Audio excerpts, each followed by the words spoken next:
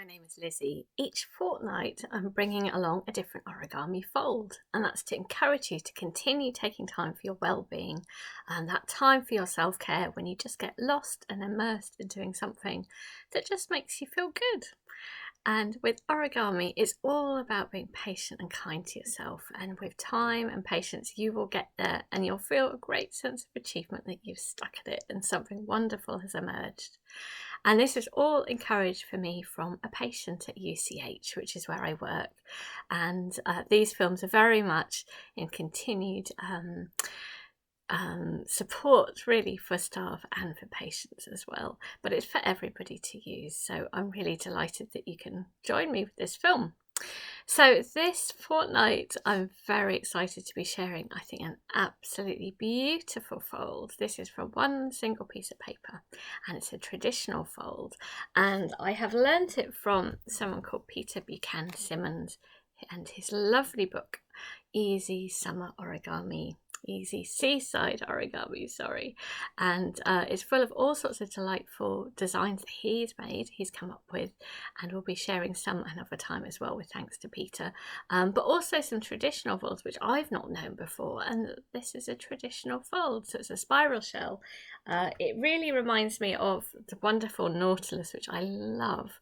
It has a golden ratio. It's a really, really pleasing, beautiful shape, and it's also a bit like a sort of a land snail as well. So all you need is a piece of paper, and I will guide you through it. I felt like decorating mine a little bit, so I did a little bit of drawing before, and I can show you very briefly how to do that. So first of all, grab yourself a board and a piece of paper, and let's get folding. Here we go. So I'm going to grab a piece of paper. The sort of standard size really for origami is to take something like an A4 or letter piece of paper and fold it in half. Obviously, if you have origami paper, you've already got it there, but I'm assuming you don't. So I'm folding this in half. Good strong fold, and then all you need to do is a little nick there, and you can tear that off. And we're going to make a square from this. So taking a corner and bringing it down, make a nice little sharp pointy triangle. Again, didn't look quite perfect, so I'm going to position it till it's just right, and that's the beauty of the paper, that it lets you correct things too. There we go. Oh, that's better. There we go. And I'm going to remove this rectangle, turning it over, lifting it up, bringing it back. There we go. Good strong fold there. So Peter's been creating a sort of series of lovely books on seasonal themes. This is obviously for summer, and I've just found them really delightful. So we're going to be doing the spiral shell there. That's what I'll be following. Okay, so I am going to just briefly, I think, add some marks, and that way if you do have origami paper also, you will see which side should be which. So I'm just a little bit inspired by the marks on the Nautilus, like this. Maybe you could do it in more intricacy than this. I'm just doing it really quickly so you can see which side has some colour on. That's it, and you could really gently continue shading and playing around with the shapes and patterns there. There we go. Right, I'm going to now turn it to the plain side, and thinking about that, right. So this is where my colours are all emanating from that corner. I'm going to add a little mark there. So you're going to do a halfway mark, but just as a mark, like so. So if you have origami paper, don't bother with that diagonal. That is it. So next I'm going to take this corner and bring it up to here. So that corner, and I'm bringing it up to that line from that corner. So that corner to there, through there. Let's see. I recommend that you do this on a solid surface. Go. So I took that corner there and I brought it to that line.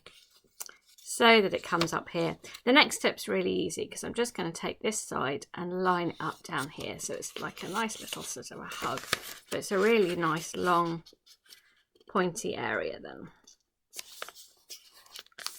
So that's it. It becomes this lovely, lovely shape. It's already just so sort of long and elegant. So our next step is to fold this in half. So I'm going to fold this in half, like so.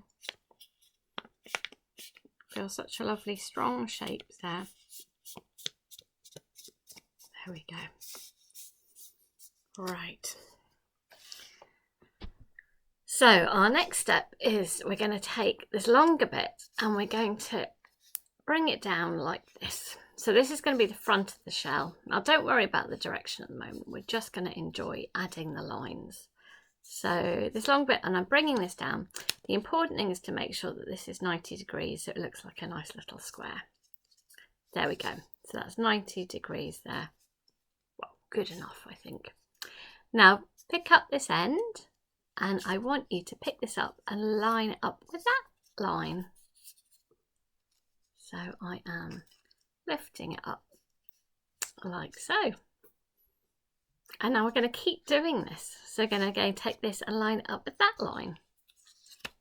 And as I said, don't worry about the direction. We're going to refigure it out in a moment. But this adds your lovely lines like so. It's such a lovely spiral, and again this line to here. All right. And again this line can come down here. It's really quite magical, this. There we go.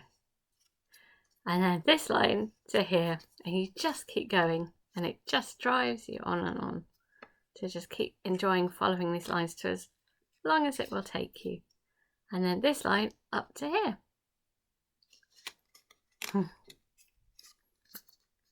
we go. And then this bit to the side. And you just continue and you continue. That's it. I'm having to see a bit now what I'm doing. Again, this line is still sticking out, can come down there. It can still go a tiny bit more. That's it. Right. So there you go. It looks like the shell, but actually if you let go, it bings open. Look at that lovely shape. Again, this really reminds me actually of the inside of the snail's body, this lovely, lovely spirally shape. But at the moment it doesn't sit down. So all we've done so far is add the lines, and what I recommend for you now to do is to just undo all of this so it becomes sort of flat. But can you see this zigzag? And that zigzag will be useful. You've made the lines. That's it. Right, how we're going to make it now into shell is each time think about going behind, and it's the behind which will tuck it all in and keep it all locked together.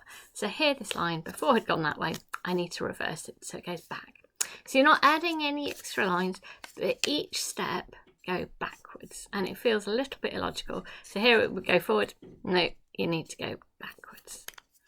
So backwards like so, and then again you can see my next line is there again, backwards. And you might, definitely going to have to twist this around I think at this point.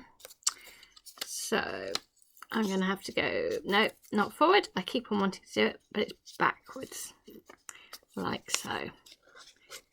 But you need this to come up there, and again following my lines, it would go there, but no, I need to reverse it so it goes backwards each time. Can you see? And then again that would go forward, but instead take it and twist it backwards. Everything goes backwards, and this is also keeping it tight. And again it would flow that way, but instead twist it under. You'll probably find your tongue sticking out with all of this because it's so intricate. Again, it would go like that, but instead tuck it underneath. So I hope you'll get the hang of it. But do all the folding first, and then all the going backwards afterwards. Now by the end with this, you can keep going, or you can end up just sort of twisting it around as well. So you can sort of twist it in the middle. It's a slightly less neat one, but there you go. So you should end up with something like this. And you can see it depends which way round you decide to go. They're all a little bit unique. But I really hope you managed to do that. It's such a lovely, elegant design, isn't it?